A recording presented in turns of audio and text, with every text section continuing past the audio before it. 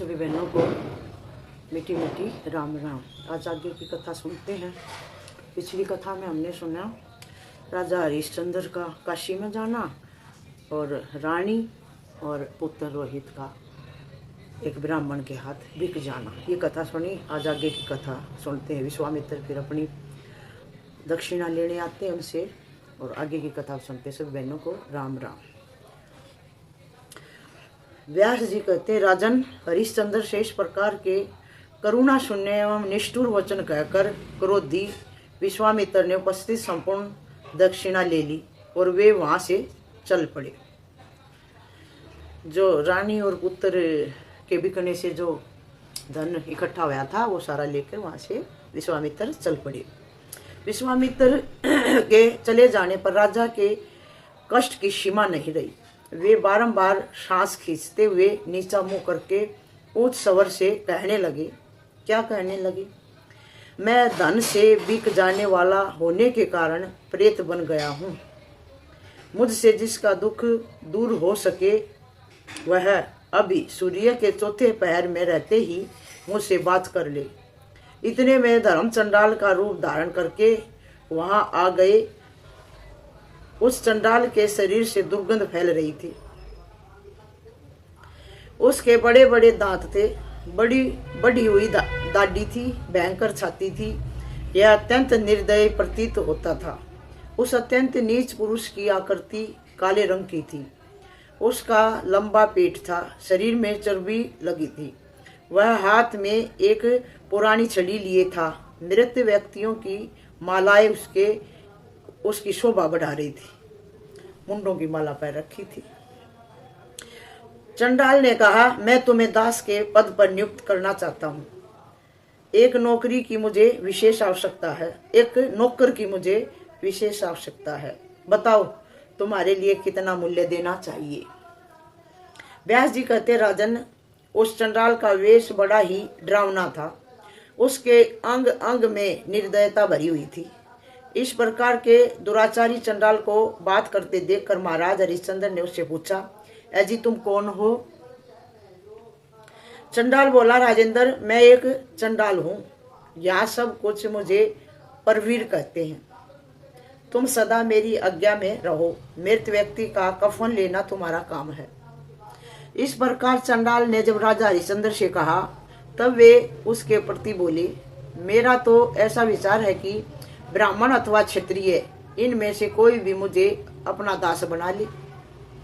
भैया तो ब्राह्मण ही मुझे अपना दास बना ले या कोई क्षत्रिय बना ले। अब तुम तो चंडाल बन के आ रहे हो। व्यास जी कहते, महाराज हरिश्चंद्र चंडाल से यूं बातें कर ही रहे थे कि तपोनिधि विश्वामित्र वहां आ पहुंचे। उनकी आंखें क्रोध से चढ़ी हुई थी। उन्होंने राजा से क्रूरता पूर्वक कहा, यह चंडाल तुम्हारे मन के अनुसार धन देने के लिए तैयार है। फिर तुम इसे लेकर मेरी यह अवशेष रकम क्यों नहीं चुका देते? यह चंडाल जितना भी तुम मांगोगे उतना ही पैसा दे देगा और तुम्हें इसी के हाथों बिक जाओ। राजा ने कहा, भगवान कौशिक, मैं अपने को सूर्यवंश में उत्पन्न समझता हूँ। अतः धन के लोभ से चंडाल की दास्ता में कैसे जाऊंगा? विश्वामित्र बोले, यदि तुम स्वयं चंडाल के हाथ बिक कर उससे प्राप्त हुआ धन मुझे नहीं दोगे तो मैं तुम्हें अभिश्राप देता हूँ। चंडाल अथवा ब्राह्मण किसी से भी लेकर तुम मेरी दक्षिणा की रकम अभी चुका दो। इस समय चंडाल के सिवा दूसरा कोई भी व्यक्ति तुम्हें धन नहीं दे सकता और धन पाए बिना मैं जाऊंगा नहीं, यह निश्चित है। मनुजेंद्र, यदि तुम अभी मेरा धन नहीं दोगे तो दिन के चौथे पैर की आधी घड़ी और बीत जाने पर मैं सांप रूपी अग्नि से तुम्हें भस्म कर दूंगा। व्यास जी कहते हैं, राजन उस समय महाराज हरिश्चंद्र मृतक के समान निश्चेष्ट हो गए। उनके धैर्य का बांध टूट चुका था। प्रसन्न होइए, यूं कहते हुए उन्होंने विश्वामित्र के दोनों चरण पकड़ लिए। हरिश्चंद्र ने कहा, विप्रेश, मैं आपका अत्यंत दुखी सेवक हूँ। मेरी स्थिति बड़ी दयनीय है। विशेषता यह है कि मैं आपका भगत भी हूँ। चंडाल के संपर्क में रहना मेरे लिए महान कष्टप्रद है। अतः मुझ पर कृपा कीजिए। शेष धन चुकाने के लिए मैं आपके अधीन होकर सेवा कार्य संपन्न करूंगा। मुनिवर, आपका ही सेवक बनकर रहूंगा और मेरा कार्य आपकी इच्छा पर निर्भर रहेगा। विश्वामित्र बोले, महाराज बहुत ठीक, ऐसा ही हो, तुम मेरे ही सेवक बन जाओ। परंतु राजन, शर्त यह है कि तुम्हें सदा मेरी आज्ञा का निर्विरोध पालन करना होगा। मतलब कभी भी विरोध नहीं करोगे, जो मैं कहूंगा वही करोगे। व्यास जी कहते, राजन, विश्वामित्र के इस प्रकार कहने पर राजा हरिश्चंद्र का मुरझाया हुआ मुख प्रसन्नता से खिल उठा। उन्होंने समझा कि मेरा पुनर्जन्म हुआ है। वे विश्वामित्र से कहने लगे, पवित्र अंतकरण वाले द्विजवर, मैं आपकी आज्ञा का निरंतर पालन करूंगा, इसमें कोई संशय नहीं है। आज्ञा दीजिए, आपका कौन सा कार्य संपन्न करूं? विश्वामित्र ने कहा, चंडाल, आओ, तुम मेरे इस नौकर का क्या मूल्य दोगे? अब मूल्य लेकर इसे मैं दे देता हूं। चंडाल को ही बुला लिया। तुम स्वीकार कर लो, क्योंकि मुझे नौकर से कोई प्रयोजन नहीं है, मैं तो धन चाहता हूं। व्यास जी कहते हैं, राजन, जब विश्वामित्र ने इस प्रकार कहा तब चंडाल के मन में प्रसन्नता छा गई। उसने तुरंत निकट आकर मुनि से कहा। चंडाल बोला, प्रयाग की सीमा 10 योजन के विस्तार में है। प्रयाग की सीमा 10 योजन के विस्तार में है। विप्रवर, वहां की भूमि का रत्नमयी बनाकर और मैं आपको दे दूंगा। अब आपने इसे बेचकर मेरा महान दुख दूर कर दिया है। ये चंडाल कह रहा है विश्वामित्र से। व्यास जी कहते, राजन, तदंतर चंडाल ने सोना, मणि और मोतियों से युक्त हजारों प्रकार के रत्न द्विज श्रेष्ठ विश्वामित्र को दिए तथा उन्होंने स्वीकार कर लिए। और राजा हरिश्चंद्र का मुंह किंचन मात्र भी उदास नहीं हुआ। उन्होंने धैर्य धारण करके यह मान लिया कि विश्वामित्र मेरे स्वामी हैं, वे चाहे जो कर सकते हैं, बस मुझे तो वही कार्य करना है। ऐसी निष्ठा राजा ने कर ली अपने मन में। जिसे करने के लिए वे आज्ञा देंगे, ठीक उसी समय आकाशवाणी हुई, महाराज, तुम दक्षिणा देकर ऋण से मुक्त हो गए हो। इसके बाद राजा हरिश्चंद्र के मस्तक पर आकाश से पुष्पों की वर्षा होने लगी। इंद्र सहित संपूर्ण शक्तिशाली देवता महाराज को बार बार धन्यवाद देने लगे। अत्यंत आनंद में भरकर राजा हरिश्चंद्र ने विश्वामित्र से कहा। राजा बोले, महामते, मेरे माता पिता और बंधु आप ही हैं, क्योंकि क्षण भर में ही आपने मेरे ऋण रूपी बंधन को काट दिया है। आपने मेरे ऋण रूपी बंधन को काट दिया। आपकी कृपा से अब मैं उऋण हो गया हूँ। महाभावो, आपका वचन मेरे लिए कल्याणप्रद है। कहिए, कौन सा कार्य संपन्न करूं? इस प्रकार राजा हरिश्चंद्र के कहने पर उनके प्रति विश्वामित्र बोले। विश्वामित्र ने कहा, राजन, आज से इस चंडाल की आज्ञा का पालन करना तुम्हारा परम कर्तव्य है। अब तुम्हारा कल्याण हो। यो कहकर विश्वामित्र ने धन ले लिया और वे वहां से चले गए। शौनक ने पूछा, परम आदरणीय सूत जी, चंडाल के घर जाकर राजा हरिश्चंद्र ने क्या किया? आप मेरे इस प्रश्न का शीघ्र उत्तर देने की कृपा कीजिए। सूत जी कहते, द्विजवर, विश्वामित्र के चले जाने पर चंडाल का मन प्रसन्नता से खिल उठा। उसने विश्वामित्र को निश्चित रकम दे दी और राजा को बांध लिया। तुम फिर झूठ बोलोगे, यूं कहकर उस चंडाल ने राजा हरिश्चंद्र को डंडे से मारा। डंडे की चोट लगने से उनका चित्त चंचल हो उठा, उनकी इंद्रियां व्याकुल हो गई। प्रिय बंधुओं का वियोग तो उनके हृदय को संतप्त कर ही रहा था। ऊपर से चांडाल ने उन्हें अपने घर ले जाकर कारागार में डाल दिया और स्वयं शांत चित्त होकर वह सो गया। अब राजा हरिश्चंद्र का समय चंडाल के घर कारागार में व्यतीत होने लगा। उन्होंने अन्न और जल का परित्याग कर दिया था। वे निरंतर मन में सोचते थे, मेरी दुर्बल स्त्री दया की पात्र है। दिन मुख वाले बालक को देखकर उसे असीम कष्ट होता होगा। वह मुझे याद करके सोचती होगी कि राजा हमें बंधन से कब मुक्त कराएंगे। धन कमाकर प्रतिज्ञा की हुई रकम ब्राह्मण को चुका देंगे।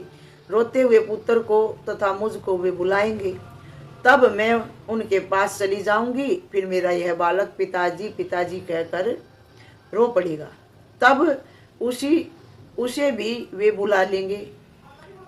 मृग शावक के नेत्रों के समान सुंदर आंखों वाली मेरी उस प्रिया को पता नहीं है कि मैं चंडाल हो गया हूँ। राज्य मेरे हाथ से निकल गया है, इष्ट मित्र सब अलग हो गए हैं। मैंने स्त्री और पुत्र को भी बेच दिया, फिर मुझे चंडालता स्वीकार करनी पड़ी। ओहो, यह कैसी विधि विडम्बना सामने आ गई है। इस प्रकार महाराज हरिश्चंद्र चंडाल के घर रहते हुए निरंतर स्त्री और पुत्र का स्मरण करते रहे। देव के विधान से परम दुखी नरेश के यूं 4 दिन बीत गए। जब 5वां दिन आया, तब दोपहर के समय चंडाल ने उन्हें कारागार से निकाला और शमशान पर मृत व्यक्तियों से कफन लेने की आज्ञा दी। उस क्रोधी चंडाल ने अत्यंत कठोर वचनों का प्रयोग करके बारंबार डांटते हुए हरिश्चंद्र से कहा, देखो, काशी के दक्षिण भाग में एक विशाल शमशान घाट है। तुम न्यायपूर्वक वहां की रखवाली करो, तुम्हें कभी भी वहां से हटना नहीं है। इस पुराने डंडे को लेकर तुम अभी वहां चले जाओ। तुम्हें भली भांति घोषित कर देना चाहिए कि यह दंड माहो परवीर का है। तुम्हें भली भांति घोषित कर देना चाहिए, जो भी वहां पे आएगा उससे आपने यही कहना है। सूत जी कहते हैं, सोनक चंडाल की आज्ञा पाकर महाराज हरिश्चंद्र कफन लेने के लिए शमशान पर चले गए। वहां शमशान घाट काशीपुरी के दक्षिण भाग में था। वहां मुर्दे जलाए जाते थे। अत्यंत दुर्गंध धुआं निकलता रहता था। सर्वत्र भयंकर चित्कार होता था। सैकड़ों शियार अंडा बनाए हुए थे। गीदों और गीदड़ों से सारा स्थान भरा था। सर्वत्र मुर्दे दिखाई पड़ते थे। चारों ओर हड्डियां बिखरी पड़ी थी। दुर्गंध का पार नहीं था। आध जले मुर्दे के मुख दांत से बड़े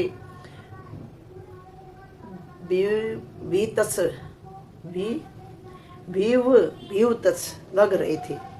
मृतकों के बंधु बांधव चिल्लाते थे, जिससे वहां भीषण कोलाहल मचा रहता था। उत्तर मित्र बंधु भाई वत्स एवं प्रियों का संबोधित करके मनुष्य कहते, हाँ, आज तुम हमें छोड़कर जा रहे हो। कुछ लोग दादा नाना पिता पोता और बंधु बांधवों को लक्ष्य करके कहते थे, हाँ, वहां चले गए, आने की कृपा करो। प्राणियों के इन हृदय विदारक शब्दों से वहां का सभी स्थान सदा भरा रहता था। मांस मजा मेद के जलते हुए साए साए की धमनी निकलती थी।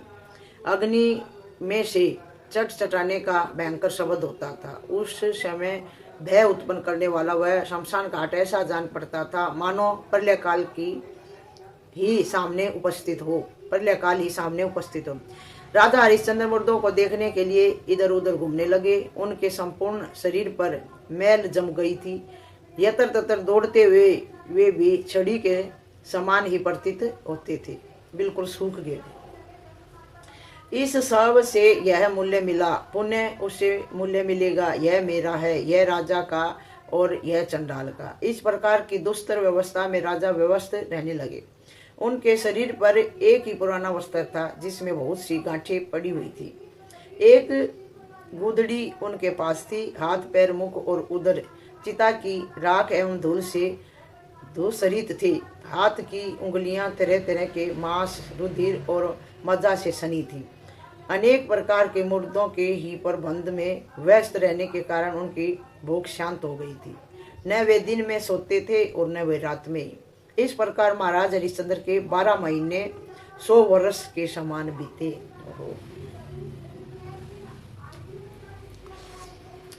सूत जी कहते हैं, सोनक, एक समय की बात है, राजकुमार रोहित खेलने के विचार से बाहर चला गया। उसके साथ बहुत से लड़के भी थे। खेलने के पश्चात वह कुशा उखाड़ने लगा। अपनी शक्ति के अनुसार जड़ और अगर भाग से युक्त बहुत से कोमल कुश उसने उखाड़ी। इससे मेरे गुरुदेव प्रसन्न होंगे, यूं कहकर दोनों हाथों से यत्न पूर्वक उसने कुशा उखाड़ी। उत्तम लक्षण वाली समिधाएं और कुशा का उसने पर्याप्त संग्रह कर लिया।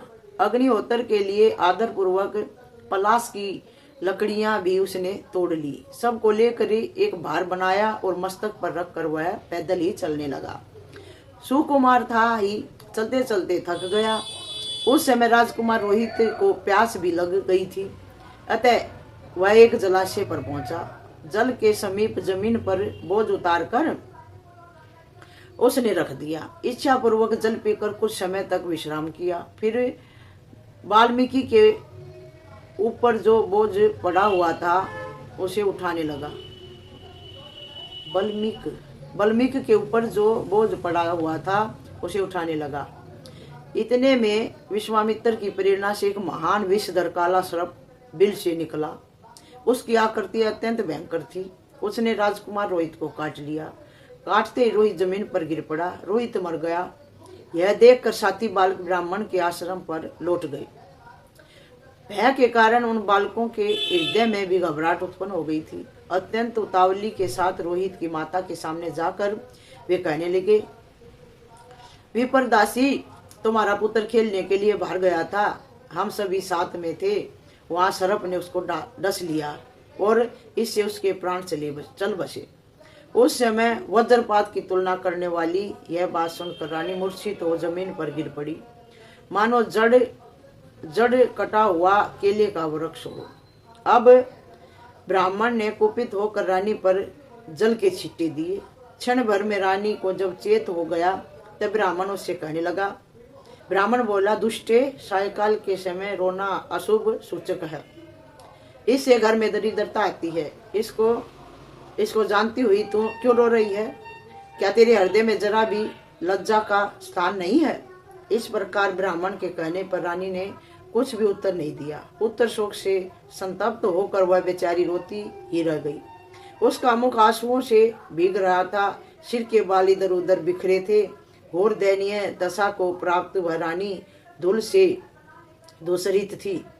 फिर क्रोध के आवेश में आकर ब्राह्मण ने रानी से कहा, दुष्टे, तुझे धिक्कार है, क्योंकि अपनी कीमत चुका कर भी तू मेरा कार्य करने में आनाकानी कर रही है। यदि तू इस काम को नहीं कर सकती तो मुझसे धन ही क्यों लिया?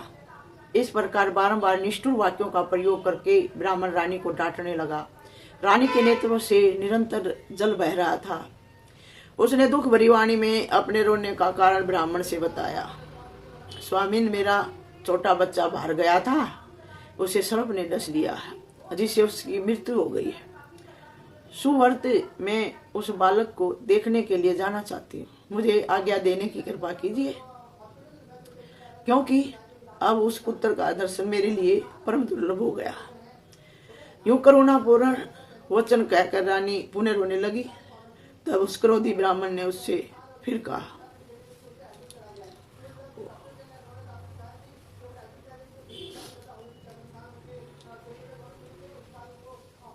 ब्राह्मण बोला, नीच व्यवहार में तत्पर रहने वाली मूर्खे, क्या तुझे पाप की जानकारी नहीं है? देख, जो व्यक्ति स्वामी से वेतन लेकर उसका कार्य सुचारू रूप से नहीं करता, उसे अत्यंत भयंकर रोरव नामक नरक में गिरना पड़ता है। एक कल्प नरक भोगने के पश्चात मुर्गे की योनि में उसकी उत्पत्ति होती है। यदि तेरे हृदय में किंचन मात्र भी परलोक का भय हो तो आकर तुरंत मेरे कार्य में लग जाना। उस समय इस प्रकार ब्राह्मण के कहने पर कांपती हुई रानी उसके प्रति बोली, नाथ, मुझ पर कृपा कीजिए, अब प्रसन्न हो जाए, मैं बालक को देख सकूं। केवल इतने समय के लिए ही मुझे वहां जाने की आज्ञा दीजिए। यूं कहकर रानी ब्राह्मण के पैर पर अपना मस्तक झुकाकर गिर पड़ी। पुत्र के शोक से अत्यंत दुखी होने के कारण वह करुण विलाप करके रोती हुई तदंतर रोष से आंखें लाल करके वह क्रोधी ब्राह्मण रानी से पुनः कहने लगा। बड़ी कठिन परीक्षा थी। ब्राह्मण बोला, तेरे पुत्र से मुझे क्या प्रयोजन है? तू पहले घर का काम कर। क्या तू मेरे कोड़ों से ताड़ित करने वाले क्रोध को नहीं जानती है क्या? इस प्रकार ब्राह्मण के कहने पर रानी धैर्य पूर्वक उसके घर का काम करने लगी। पैर दबाने, तेल मालिश करने आदि कार्यों के संपादन में आधी रात का समय व्यतीत हो गया। तब ब्राह्मण ने रानी से कहा, अब तू पुत्र के पास जा सकती है। उसका दाह आदि संस्कार करके बहुत शीघ्र लौट आना, जिससे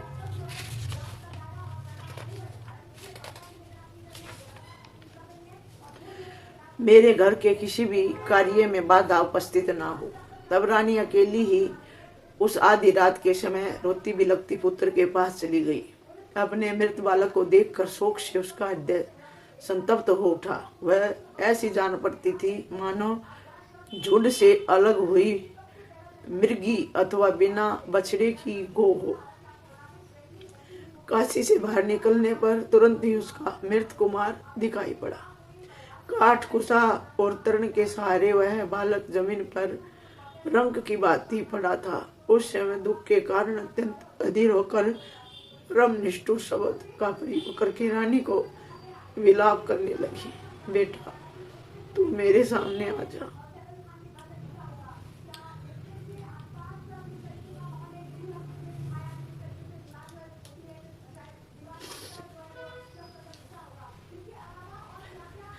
बता तो इस समय तू क्यों रूठ गया है? तू बार बार अम्बा अम्बा कहकर मेरे सामने सदा आया करता था। यूं कहकर रानी कुछ ढंग आगे बढ़ी और मूर्छित होकर मृत पुत्र के ऊपर गिर पड़ी। फिर चेत होने पर उसने दोनों हाथों से बालक को पकड़ लिया। उसके मुख से अपना मुख सटाने के पश्चात अत्यंत हृदय विदारक शब्दों का प्रयोग करके वह फूक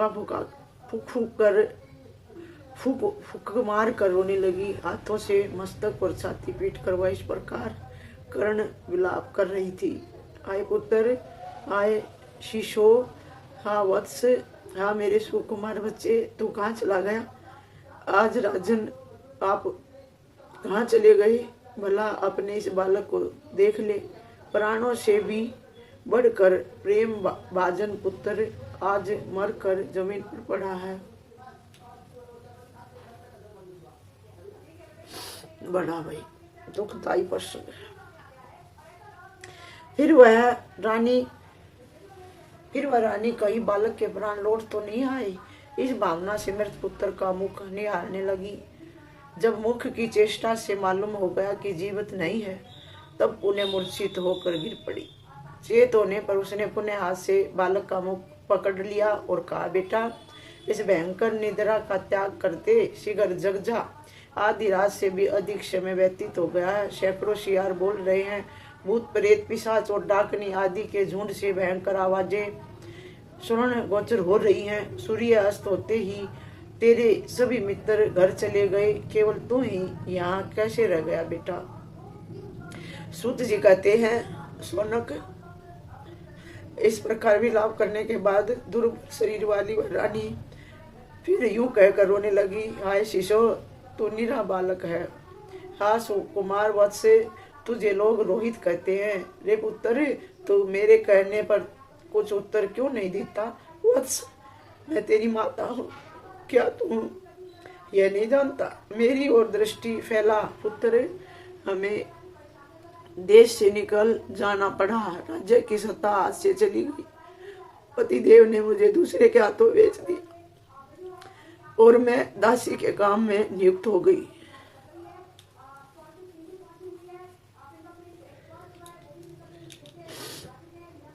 इतनी विपत्तियों का सामना करके भी मैं केवल तुझे देखकर अपना जीवन काटती थी।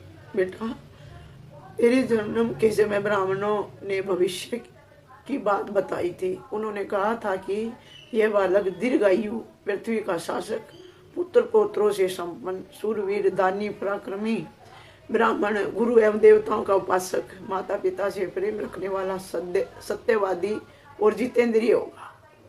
पुत्र, उनके ये सभी वचन इस समय असत्य हो रहे हैं। वत्स, तेरे हाथ के तलवे में चक्कर, मछली, छत्तर, श्रीवत्स,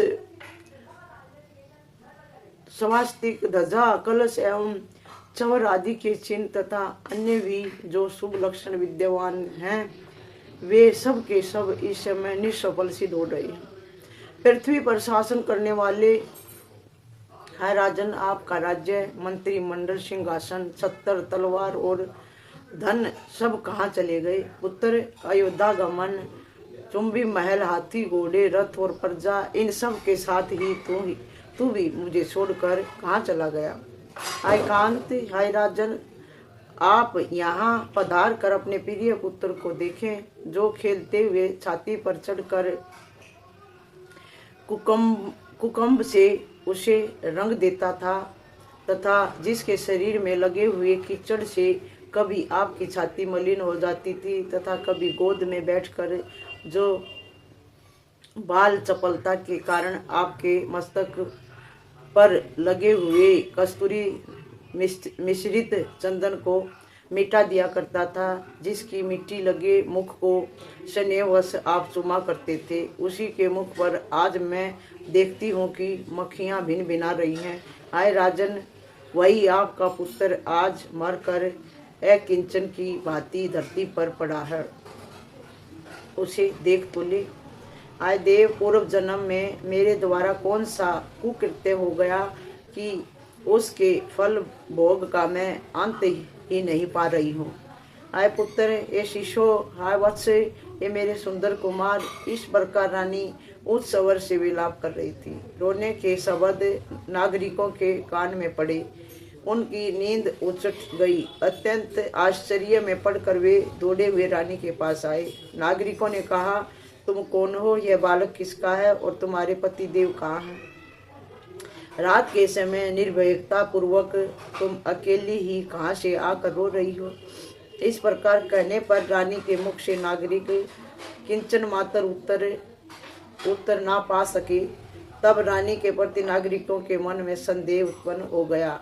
डर के कारण उनके शरीर के रोंगटे खड़े हो गए। हाथ में आयुध लेकर वे परस्पर कहने लगे, निश्चय ही यह स्त्री नहीं है, क्योंकि इसके मुख से कोई भी बात नहीं निकलती। अवश्य ही यह बालकों को खा जाने वाली पिशाचनी है, अतएव यत्न करके इसे मार डालना चाहिए। यदि कोई आदरणीय स्त्री होती तो इस घोर रात्रि में यहाँ बाहर रहती ही क्यों? हो न हो यह पिशाचनी किसी के पुत्र को खाने के लिए यहाँ ले आई है। ओहो, ये भगवान।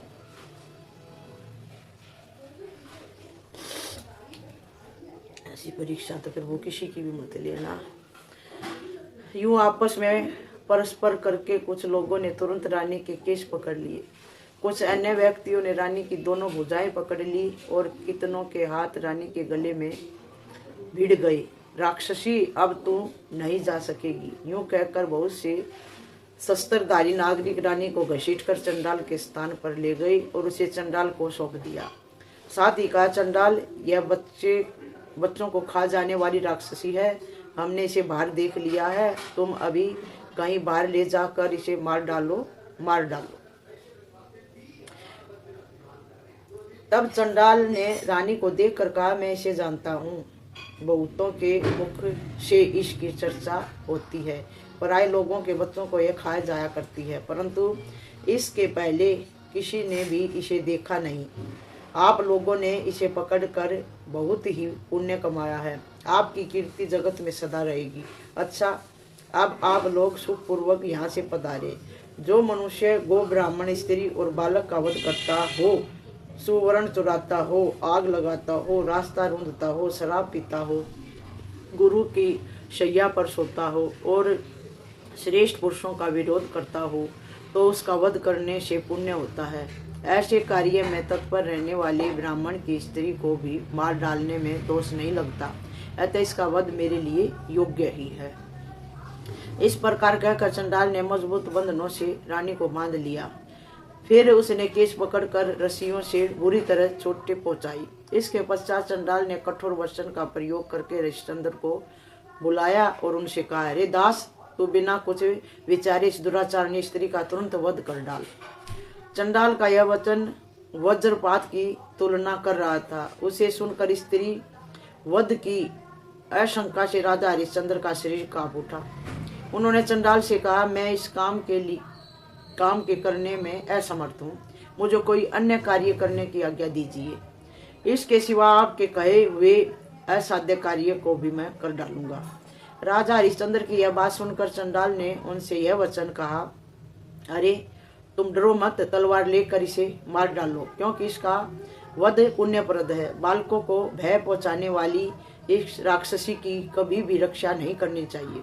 चंडाल की उपर्युक्त बात सुनकर राजा ने उत्तर दिया, जिस किसी प्रकार से भी स्त्री की रक्षा करनी चाहिए, स्त्री को कभी भी मारना नहीं चाहिए, क्योंकि धर्मपरायण मुनियों का कथन है कि स्त्री का वध करना महान पाप है। जो पुरुष जानकर अथवा अनजाने में भी स्त्री की हत्या कर देता है, उसे महाभयंकर रोरव नामक नरक में गिरकर यातना भोगनी पड़ती है। चंडाल ने कहा, अरे इतना कहने सुनने की कोई आवश्यकता नहीं है। बिजली के समान चमकने वाली यह तीखी तलवार पड़ी है, इसे हाथ में ले ले, क्योंकि जिस एक के मार डालने पर भक्तों को सुख होने की संभावना हो, उसकी हिंसा निश्चय ही पुण्यप्रद होती है। यह दुष्टा संसार में बहुत से बच्चों को खा चुकी है, अतएव इसको तुरंत मार डालना चाहिए। इसके मरने पर जगत की एक अशांति समाप्त हो जाएगी। राजा बोले, चंडाल राज, मैं जीवन पर्यंत कभी भी स्त्री वध न करने की प्रतिज्ञा कर चुका हूँ, अतः इस स्त्री वध रूपी घोर कार्य के लिए मेरे द्वारा प्रयत्न नहीं हो सकता। चंडाल ने कहा, दुष्ट, मुझ स्वामी के इस कार्य को छोड़कर दूसरा काम करेगा। क्या काम करेगा? तू अब वेतन लेकर मेरा काम क्यों नहीं करता? तुझे वेतन दे रहा हूँ, ये काम करने को कहा तो यही करना पड़ेगा तुझे। जो स्वामी से मूल्य चुकाकर उसका कार्य अधूरा रखता है, उसका करोड़ों कल्पों तक नरक से उद्धार नहीं होता। राजा बोले, चंडाल नाथ, मुझे कोई दूसरा कार्य करने की आज्ञा दीजिए, चाहे वह कितना भी कठिन हो। आप अपने शत्रु का परिचय दे, मैं तुरंत उसे मार डालूंगा। उसे मारकर पृथ्वी आपको सौंप दूंगा, इसमें कोई संशय नहीं है। प्रधान देवताओं, नागों, सिद्धों और गंधर्वों से युक्त इंद्र को भी तीखे तीरों से मारकर परास्त कर दूंगा। तब महाराज हरिश्चंद्र की यह बात सुनकर चंडाल क्रोध से तमतमा उठा। राजा कांपने लगे। उसने उनसे पुनः कहा, चंडाल बोला, नौकरों के लिए जो बात कही गई है वैसा तेरा व्यवहार नहीं हुआ। चंडाल की सेवावर्ती स्वीकार करके तू देवताओं की सी बात करता है। दास, अधिक कहने से क्या प्रयोजन है? तू मेरी निश्चित बात सुन। निर्लज, यदि तेरे हृदय में किंचन मात्र भी पाप का भय है तो चंडाल के घर पर आकर तूने दासता ही क्यों स्वीकार की? अतः इस तलवार को उठा और तुरंत इस स्त्री के कमल जैसे मस्तक को धड़ से अलग कर दे। इस प्रकार कहकर चंडाल ने महाराज हरिश्चंद्र के हाथ में तलवार पकड़ा दी। जय हो भगवान। और लंबी हो जाएगी, अभी तो और भी रह गया। बहनों, राम राम। यज्ञ का प्रसंग कल सुनेंगे फिर। बड़ा यह तो दुखदायी प्रसंग है। जय हो भगवान। ऐसी परीक्षा किसी की मत देना है कृष्ण भगवान, रक्षा करना सबकी आपकी सदा ही। ये दिनों के दीनानाथ आपकी सदा ही जय हो।